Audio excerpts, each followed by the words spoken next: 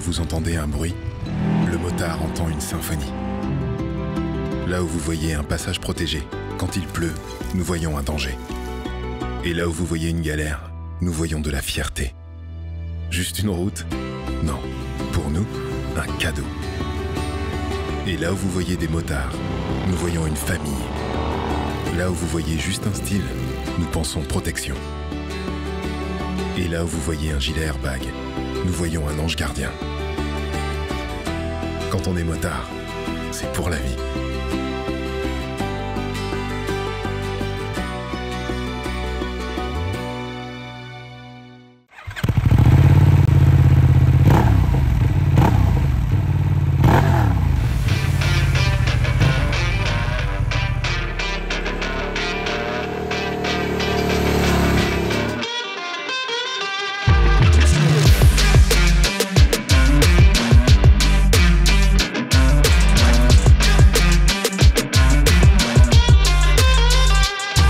Salut à tous. On est au soleil avec une moto italienne, enfin italienne.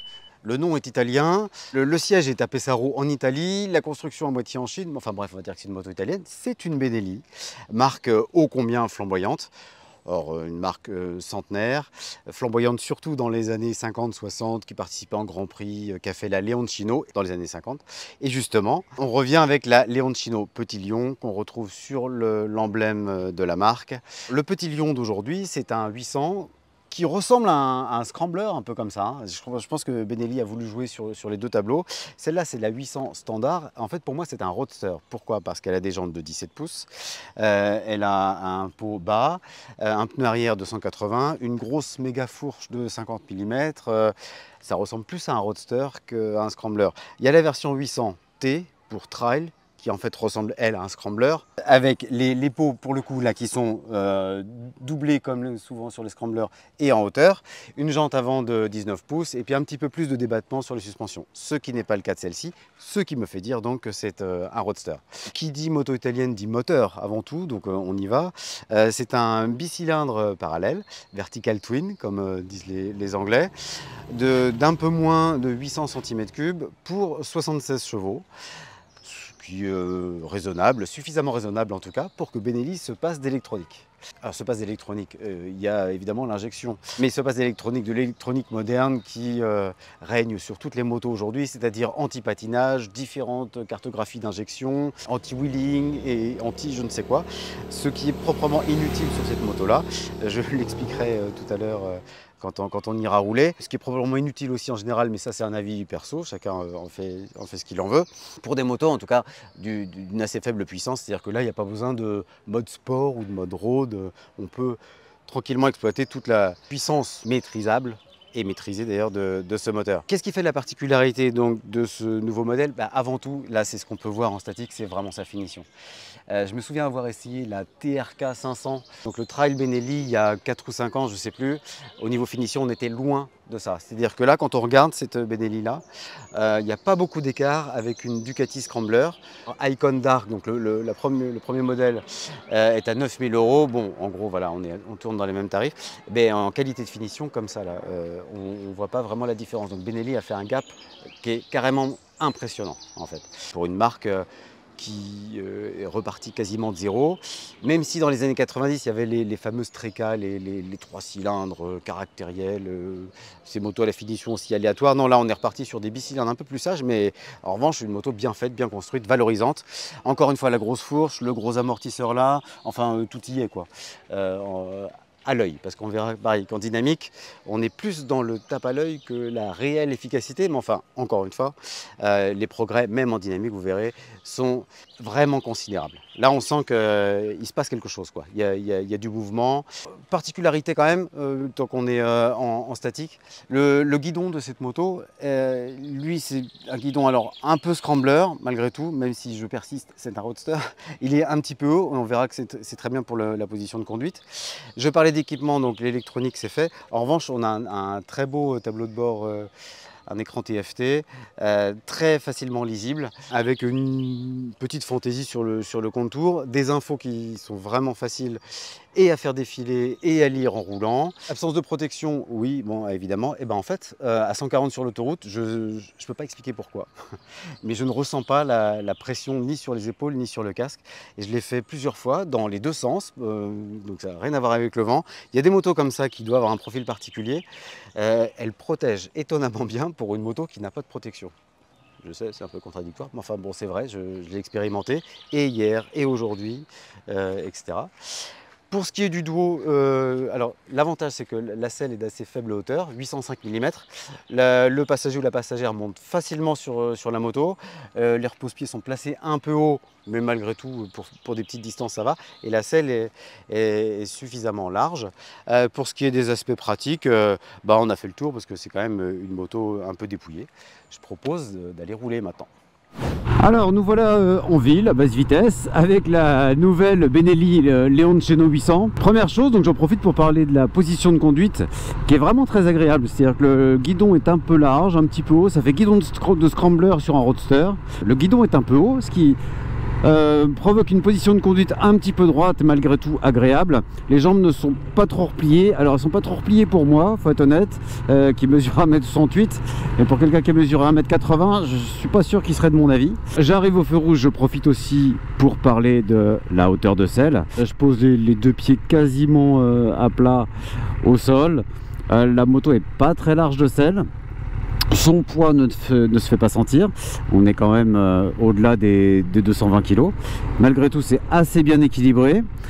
Le tableau de bord est très lisible, c'est super bien foutu. Alors évidemment, c'est aussi l'avantage, ça, de ne pas avoir énormément d'informations. Donc ça épure un petit peu le tableau de bord, qui est étrange parce qu'il a un contour, enfin le même contour se divise sur le haut et sur le bas, avec un bar graphe évidemment qui fonctionne de manière parallèle, mais on peut lire donc du coup le régime moteur sur le haut, sur le bas. Il y a une jauge à essence, il y a un voyant de température moteur, le rapport engagé, l'heure, trip A, trip B. Tout ça avec un système au Komodo très intuitif qui fonctionne par des flèches avec marqué Enter pour rentrer dans le menu, flèche vers le haut, flèche vers le bas. Tout ça est très bien fait. Lisibilité dans les rétroviseurs, très bien. Juste, alors je reviens sur la position de conduite. Je disais qu'elle est plutôt agréable, hormis le confort de selle qui lui est quasi absent. Ça me rappelle un peu les selles plates qu'on trouvait quand la custom culture était au plus fort de sa vitalité, il y a une dizaine d'années. Pas du tout confortable. Ce qui est aussi le cas des suspensions. On a une grosse fourche de 50 mm devant, avec 130 mm de débattement, qui sur le papier, sur la fiche technique, est soi-disant réglable, mais je suis toujours en train de chercher des vis de réglage. En fait, en réalité, sur la fourche, il n'y en a pas. Elle est un peu raide comme un bout de bois. Idem pour l'amortisseur qui est lui aussi vendu comme réglable, mais en fait la vis tourne, enfin en tout cas sur ce modèle, tourne un peu dans le vide. C'est le point faible de la Benelli 800 Leoncino. Les capacités dynamiques des suspensions ne sont pas à remettre en cause, il n'y a pas de perturbation sur la tenue de route. Là je parle vraiment uniquement de confort, hein. On en vient au moteur parce qu'évidemment quand on achète une italienne on aime qu'il y ait un peu de charme, qu'il se passe quelque chose. Et bien là le bicylindre parallèle de 800 cm3 il est plutôt sage. Alors il est très agréable, très souple. Voilà. Par exemple là je reprends à 2000 tours sur le deuxième rapport, ça cogne pas du tout, il n'y a pas de vibration. En revanche il a du mal à se libérer avant 7000 tours minute. Il faut aller à 7000 tours minute pour qu'il se passe vraiment quelque chose. La puissance annoncée de 76 chevaux, ça doit être à peu près ça au ressenti, mais le tout de manière quand même assez linéaire, parce que même quand on passe les 7000 tours, le moteur, on peut pas dire qu'il s'emballe non plus, quoi. Faut pas exagérer, hein. Il n'y a pas la pétillance de la Yamaha MT-07 par exemple. Sur ce plan-là, sur le plan comment dire, vivacité, charme, caractère moteur, pour le coup là c'est la japonaise qui prendrait le pas sur l'italienne. En revanche, au niveau look, au niveau même finition, la Leoncino est un cran au-dessus de la MT-07. Mais pour les qualités dynamiques, c'est pas encore le cas. S'il n'est pas très expressif, il est quand même très efficace, avec des rapports qui tirent un petit peu long, mais ça on se doute que c'est pour l'homologation. Il ne pose aucun problème ni d'agrément, il n'y a pas de hoquet d'injection, de défaut de ce genre-là, ce qui pouvait encore être le cas il y a 4-5 ans. Donc il faut quand même apprécier le progrès de Benelli sur ce plan-là. Je passe maintenant à la partie cycle. Donc j'ai dit que le confort n'était pas son fort, loin de là. En revanche, au niveau équilibre de la moto, encore une fois un petit peu lourde hein, pour un bicylindre, ce point ne se fait pas trop sentir, la moto est bien équilibrée. On a un empattement correct, alors un empattement de roadster, encore une fois, hein, pas de scrambler, un empattement de roadster. On a un train avant qui est assez précis et en même temps très stable en courbe, sauf sur route bosselée. Là encore, la grande fermeté de la fourche finit par nuire à la tenue de route une fois qu'on arrive sur des routes bosselées. Mais sinon c'est plutôt maniable, avec un freinage puissant, mais alors là aussi on sent qu'il y a des progrès à faire par rapport à la concurrence. Les étriers, les gros étriers à fixation radiale marqués Benelli, on voit bien, c'est clairement de l'imitation Brembo, mais c'est pas de la qualité Brembo, parce que le feeling du freinage est vraiment pas terrible. Alors la moto a pas beaucoup de kilomètres, hein, elle a quand même 276 km, donc ça a permis largement de roder les plaquettes, mais elle reste malgré tout assez raide encore, hein, enfin, elle est neuve. Donc je disais, les plaquettes elles sont quand même rodées, pourtant on a un toucher de frein qui est très dur, on n'a pas de progressivité, le levier est très dur, on n'a pas ces qualités des marques les plus reconnues, que ce soit Brembo, etc. De toucher, de feeling, de progressivité, c'est-à-dire un début de course où le freinage suffit pour ralentir, et puis plus on freine, plus on sent que la puissance arrive. Non, là tout de suite, hop, on a tendance à planter la fourche. Alors qui justement ne descend pas si facilement que ça, donc ça tombe bien finalement. Là il y a une espèce de cohérence, c'est pas terrible. Et puis alors le frein arrière, bah, lui il est quasiment inexistant. En revanche au niveau des pneumatiques, on a du Pirelli MT qui est plutôt pas mal. Enfin j'ai pas eu à subir de problème au niveau du grip ou de la maniabilité ou quoi que ce soit. Ce qui fait quand même, malgré tout, que bah, à 8 699 €, ça commence à en faire une moto vraiment intéressante. Bien sûr, il y a quelques défauts à corriger. Donc, conclusion dynamique, bah, c'est quand même plutôt pas mal, parce que moi j'ai des souvenirs de Benelli d'il y a 5 ans, encore une fois, où on était loin de cet agrément-là.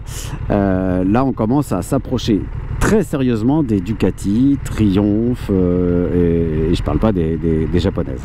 Alors côté passé, déjà je dirais que je l'adore, je trouve le look super sympa. Bon ça c'est une petite avis perso qui vaut ce qu'il vaut. Sinon, la selle, ça va, elle est moelleuse, c'est super pratique pour monter, vous avez vu, elle est basse en fait côté passager. Pour une fois, je ne suis pas en train de mettre mes échasses pour grimper. Les repose-pieds sont bien placés. Le bémol, c'est qu'il n'y a rien pour se tenir, rien du tout. Donc vous êtes obligé de vous tenir au pilote. Mais bon, pour un scrambler roadster, ça le fait. Et les suspensions, comme l'a dit Zef, qui là, malheureusement, on n'a pas réussi à les régler, bah, du coup, c'est bien ferme. Donc je reviens un peu à ma planche de bois que l'on constate sur beaucoup d'essais en ce moment sur les motos. Il faudrait qu'ils y pensent un petit peu plus au confort. Et donc ma note, je vais lui mettre un 14 sur 20, mais pour des trajets quotidiens, des petits road trips, mais pas pour aller se faire une virée en duo ou alors chacun la sienne. Bon alors voilà, en conclusion, on peut en valeur absolue constater les énormes progrès de Benelli. En valeur relative, bon, il y a encore un petit peu de chemin à faire, mais malgré tout, le gap qui a été franchi est considérable. Et on peut s'attendre à ce que ça continue dans ce sens, puisque Quanjiang, donc la marque propriétaire de Benelli, c'est quand même une marque qui a pas mal de moyens. Les Chinois se développent dans tout ce qui est gros cylindré ces derniers temps, et on a vu les avancées par ailleurs. Cette Leon Ceno 800 témoigne de tous ces fruits investis qui maintenant sont bien mûrs. Je n'ai pas parlé de la consommation encore. Ce réservoir-là fait 15 litres. La consommation annoncée de 5,5 litres au 100. on est à peu près sur 250 km d'autonomie, évidemment selon la façon de conduire de chacun. Donc au final, cette moto-là s'épanouira particulièrement en ville, pourvu que les routes ne soient pas totalement défoncées ou qu'on ne roule pas sur du pavé, parce que là, le problème du confort se fera sentir. Hormis ce gros point noir-là, voilà, c'est une moto qui est très agréable en ville, très douce, encore une fois. C'est une moto qui est aussi valorisante. En campagne, pour faire des petits trajets, des choses comme ça, c'est pareil, ça peut être vraiment très sympa, surtout avec cette position de conduite. Pour revenir à la moto, donc pour quelqu'un qui aurait 50, 55 ans, un petit peu plus de temps, un petit peu d'argent de côté, très sympa aussi. Et puis c'est pareil, c'est l'occasion de faire parler les potes et les voisins. Donc, il y a plusieurs voies d'accès voilà, à cette Benelli. Alors chose super aussi, c'est que cette Leoncino, ce petit lion, est dispo en version A2 débridable. Ce qui en fait dans le choix A2 une des motos les plus sympas, valorisantes. Enfin, ça a quand même de la gueule de commencer la moto avec ça, non? C'est quand même une moto intéressante, pas très chère, valorisante. Pour ceux qui connaissaient un petit peu Benelli ces 5 ou 6 dernières années, alors là c'est vraiment une bonne surprise. Je pense que c'est ce qu'il faut vraiment retenir de cet essai. Voilà, et ben on se retrouve bientôt. N'oubliez pas de nous aimer, c'est-à-dire de nous liker et de nous suivre sur la chaîne. Et puis à très vite.